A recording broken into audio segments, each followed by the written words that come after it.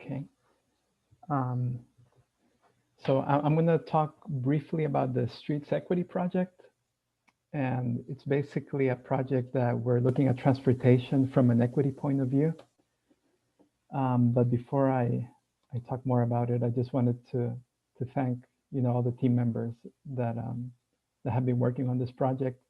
It's a fairly new project that started over the summer or a little bit before the summer.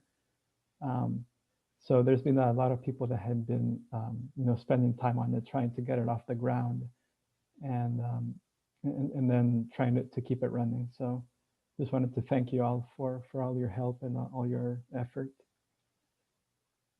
So I'll give a little bit of a context about the project to kind of give people a better idea of what we're trying to do.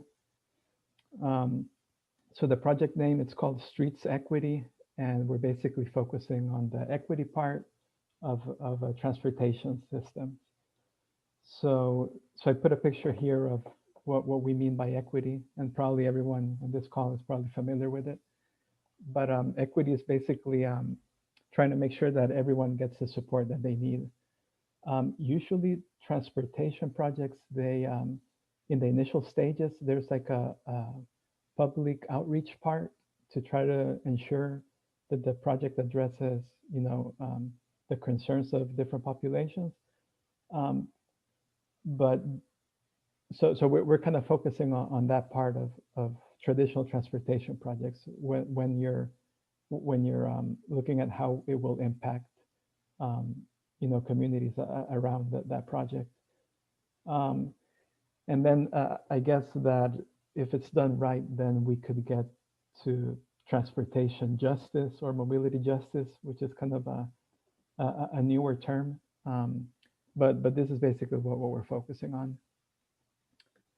So the way that the project is kind of structured is that we want to have like different tasks inside this project. So this project is sort of like an umbrella, and our expectation is that we'll be working on transportation equity, mobility justice. We could be supporting advocacy, like from other nonprofits in the city, and also working on housing anti-displacement advocacy. And this one, it kind of has its own category because, as you all know, Project Connect or Proposition A that recently passed, it's got a big component about anti-displacement, um, how to ensure that people don't get displaced. So we kind of we kind of worked a little bit in this area with one of our partners, but we thought that it's such a big part of what's going to be happening in the next couple of years that it deserved its own category. So this is what I was saying about the anti-displacement stuff. We've been working, well, we worked the last few months with an advocacy organization called PUMA. The, the name stands for People United for Mobility Action. And what, they do a lot of advocacy work. And what we were focusing on was doing digital public outreach. So one of their missions is to amplify the voice of affected communities, communities affected by transportation projects. And right now it's been hard for them to do outreach, with the pandemic going on. So we work with them to try to set up, like a platform to do digital outreach. And I didn't notice how quickly time goes by, so I'm gonna speed up and try to cover the rest of the slides. Um, so another thing that we've been working on has been transportation equity, and we haven't worked with a partner yet. We're kind of trying to line up our work, for 2021, but we would like to work on projects related to bike and pedestrian infrastructure, so like sidewalks, shade and trails in Austin. And so some of our team members they've done work independently of this project, so we do have some experience with it. And these are just a couple of screenshots from a shade analysis of the city, trying to see how is shade distributed in different parts of the city, um, and then plotting it and analyzing using GIS. Um, I just wanted to take a couple of seconds. This is not really related to anything that we've been doing so far, but I thought it was important to mention it. The I-35 Capital Express Central project right now, it's in the public input phase or public comments. It's really important to, for TxDOT to receive comments about how the citizens of Austin want I-35 to look like in the future. So I just wanted to kind of mention this and encourage everyone to, if you're not familiar with the project, to read a little bit about it and then to submit a comment. There's been a lot of organization around it to try to make sure that it addresses, historical issues related with I-35. So I just wanted to mention this real quick. So what's next?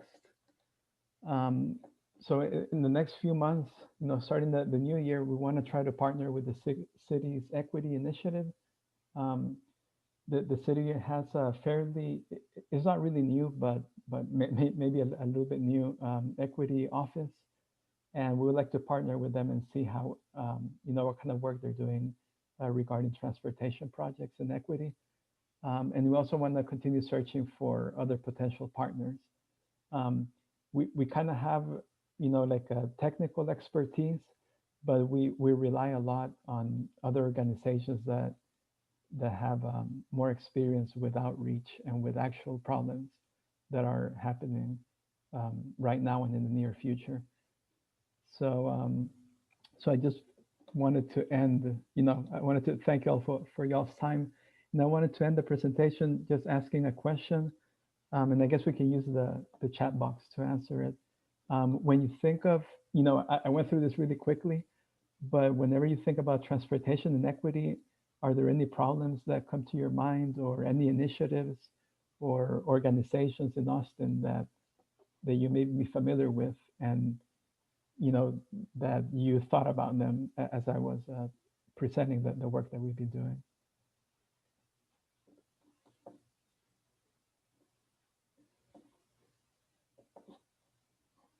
Chat box.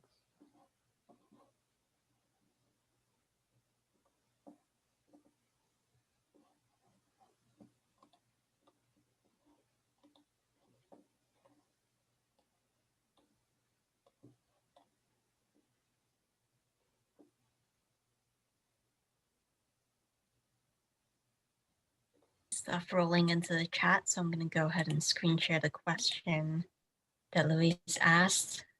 Okay. I was trying to get the Before moving on. Yeah, so we got some really good comments. Yes, the comments to TxDOT, they're due December 31st. And yes, Cindy mentioned that there was a good overview in the city's Urban Transportation Commission meeting yesterday.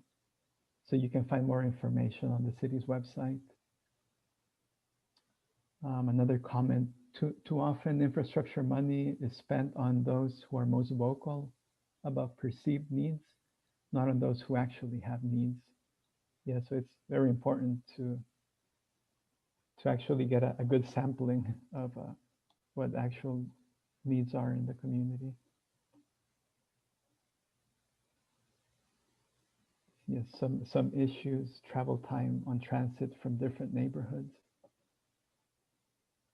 Yeah, I think that'll be a big part of the work, I feel, making sure that maybe neighborhoods that have traditionally been neglected, that they aren't, this time around.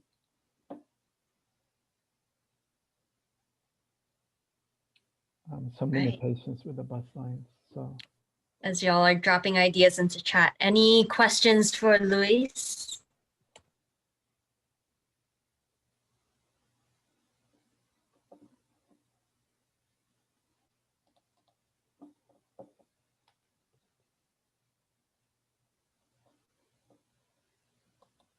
Sounds like a no.